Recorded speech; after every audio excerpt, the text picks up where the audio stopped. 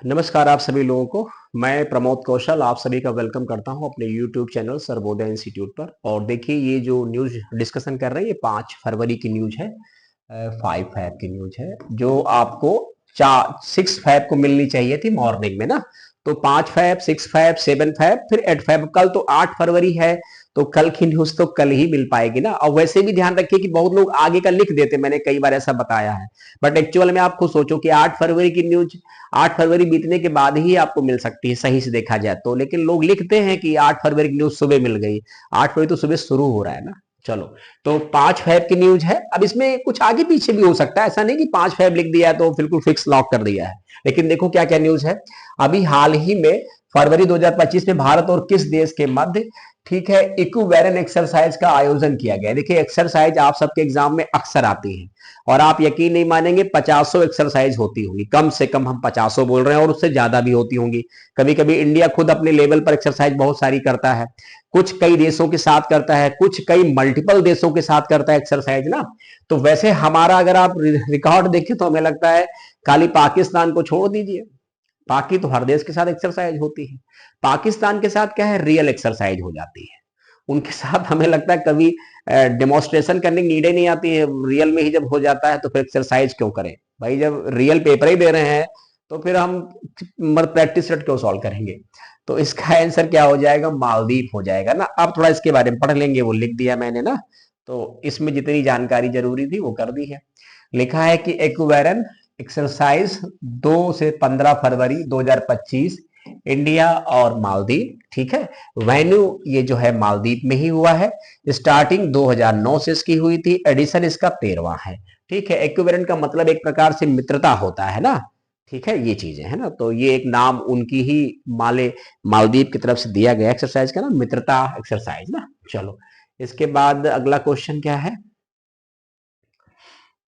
अगला क्वेश्चन ये है कि हाल ही में चंद्रिका टंडन ने अपनी किस एल्बम के लिए ग्रैमी पुरस्कार जीता है ना। तो यहां देखो लिखा है त्रिवेणी, आरती, संगम, कलावती। तो त्रिवेणी इज द राइट आंसर ना। भारतीय मूल की अमेरिकी संगीतकार चंद्रिका टंडन ने 67 ग्रैमी यानी 67वें ग्रैमी अवार्ड 2025 में अपने एल्बम त्रिवेणी के लिए बेस्ट न्यू एज एल्बम की श्रेणी में पहला पुरस्कार जीता है ना। ये ध्यान रखेंगे। और पहले भारतीय जो रहे हैं वो पंडित रविशंकर है, जिन्होंने 1967 में ग्रैमी अवार्ड जीता है संगीत के फील्ड में ना। चलो, इसके बाद ये अगला क्वेश्चन देख लीजिए। कुछ ऐसे भी क्वेश्चन एग्जाम में आ सकते हैं।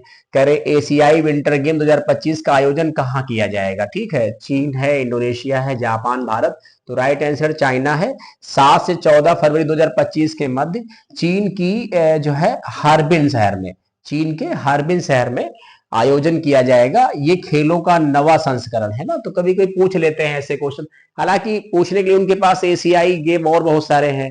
ठीक है, राष्ट्रमंडल खेल हैं, कॉमनवेल्थ गेम कह सकते हैं उनको, या फिर ओलंपिक हो गए। तो कुछ ऐसा नहीं कि यही, लेकिन कुछ नए नए भी होते रहे तो वो भी इंपॉर्टेंट रहते हैं ना।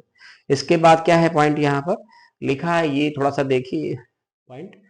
कह रहे हैं कि हाल ही में भारत का पहला सफेद बाघ, हालांकि सफेद बाघ वगैरह की संख्या बहुत कम है, लखनऊ चिड़ियाघर में देखेंगे तो वहां भी एक ही आपको मिलेगा सफेद बाघ। तो लिखा है सफेद बाघ जो है ये प्रजनन केंद्र ना किस राज्य में स्थापित किया जाएगा। तो मध्य प्रदेश, गुजरात, कर्नाटक, उत्तर प्रदेश। तो इसका राइट आंसर क्या होगा, मध्य प्रदेश हो जाएगा। और ये यहाँ व्याख्या मैंने दे दिया है। चलो, ये देख लेंगे। इसका लिखा हुआ है कि केंद्रीय चिड़ियाघर जो प्राधिकरण है, ये भी क्वेश्चन यूपीएसआई में पूछा गया है। ये 1992 में बनाया गया ना। मध्य प्रदेश के रीवा जिले में सफेद बाघ प्रजनन केंद्र स्थापित करने की प्रस्ताव मंजूरी दे दी गई है। माना जाता है कि रीवा जिला जंगल आखिरी सफेद बाघ का घर था। ठीक है, वर्तमान समय में 57 टाइगर रिजर्व है अपने देश में। और रातापानी टाइगर रिजर्व ये लेटेस्ट वाला है जो मध्य प्रदेश के रायसेन जिले में बनाया जाएगा ना। ये चीज ध्यान रखेंगे। और वैसे भी MP is a tiger state. सबसे ज्यादा टाइगर की संख्या कहाँ है, मध्य प्रदेश में है। सबसे ज्यादा टाइगर रिजर्व भी कहाँ, मध्य प्रदेश में है ना। इसके बाद जो है इसमें ज्यादा हमने ऑप्शन नहीं दी। एक बुक है, लिखा है द महात्मा मैनिफेस्टो, पुस्तक के लेखक कौन है। तो इसके लेखक है राजेश तलवार। देखिए एकदम से सारी पुस्तकें पढ़ने बैठेंगे तो कभी नहीं समझ में आएंगी। एक एक दो दो करके पढ़ेंगे तो आप सब धीरे धीरे कैच कर लेंगे, सब समझ जाएंगे ना। चलो आगे देखो पॉइंट। इसके बाद क्या है लिखा हुआ कि अभी हाल ही में right to die with dignity को लागू करने वाला दूसरा राज्य कौन सा बन गया? ठीक है, कर्नाटक, केरल, गोवा, महाराष्ट्र। तो राइट आंसर कर्नाटक है। गंभीर बीमारी या इलाज से ग्रसित मरीज मेडिकल ट्रीटमेंट रोककर नेचुरल मृत्यु हासिल कर सकते हैं। ऐसा करने वाला पहला जो राज्य है वो जो है केरला था। सेकंड करना रीजन क्या है ना, जैसे कभी कभी ऐसी भी बीमारी हो जाती है कि जो व्यक्ति बीमार है वो तो है ही बीमार, वो दूसरे पर भी क्या होता है, बोझ बन जाता है। अच्छा, मेडिकल ट्रीटमेंट कभी ये नहीं गारंटी दे सकता है कि आप कब तक स्वस्थ हो जाओगे, कुछ मामलों में तो बिल्कुल भी नहीं। तो इसीलिए ये नेचुरल डेथ वाला या इस प्रकार के कुछ चीजें लागू की जाती हैं कि उसको इच्छा मृत्यु या वो मर सकता है अपने तरीके से। ठीक है, चलिए।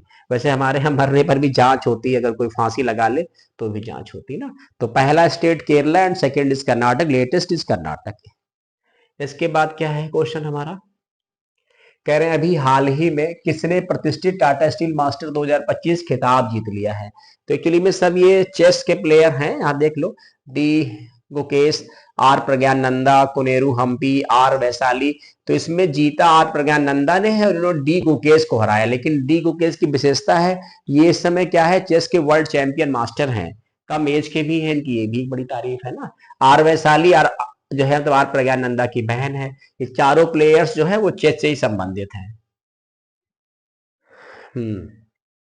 इसके बाद देखो क्या लिखा है, अभी हाल ही में ये खिताब आर प्रज्ञानंदा ने डी गुकेश को ना, डी गुकेश को हराकर जीत लिया है। ठीक, चलो अभी डी गुकेश चर्चा में है, इनको अवार्ड भी मिला हुआ है ना, खेल रत्न अवार्ड। आगे भी इनसे क्वेश्चन बनेंगे, इंपॉर्टेंट पर्सनालिटी। इसके बाद है हाल ही में भारतीय नौसेना ने ट्रॉपिक्स 2025 का आयोजन कहाँ किया है ना। तो हिंद महासागर, अरब सागर, बंगाल के उपरोक्त सभी। तो राइट आंसर हिंद महासागर है। और इसके बाद थोड़ी इसकी हम लोग व्याख्या देख लेंगे ना तो समझ में आ जाएगा क्या कह रहा है। ये भारतीय नौसेना का सबसे बड़ा समुद्री अभ्यास है। प्रत्येक 2 वर्ष में इसका आयोजन हिंद महासागर में होता है। इसमें भारतीय सेना, भारतीय वायुसेना और भारतीय तटरक्षक बल शामिल होते हैं ना। ये बात हो गई, तो इसको पढ़ लीजिएगा आप लोग। ये 5 फरवरी की न्यूज है, तो इसलिए हम जान करके डेट वाइज न्यूज आपको दे रहे हैं। अगर आप नोट्स बना रहे हैं, कैसे भी नोट करते हैं, जो भी मेरे चैनल से जुड़ता देखता है, देर सवेर जब भी वो जगेगा तो उसको समझ में तो ये बात आ जाएगी ना। चलिए फिर, थैंक यू सो मच। और अब 5, 6 ये न्यूज यहां तक मिल जाएगी, और 7, 8 की है तो 7 जो फरवरी की न्यूज है वो भी कोशिश करेंगे कि आपको कल मॉर्निंग में मिल जाए। ठीक है कि नहीं, मॉर्निंग मिलेगी तो फिर 12-1 बजे के बाद मिल जाएगी। थैंक यू सो मच आप सभी का।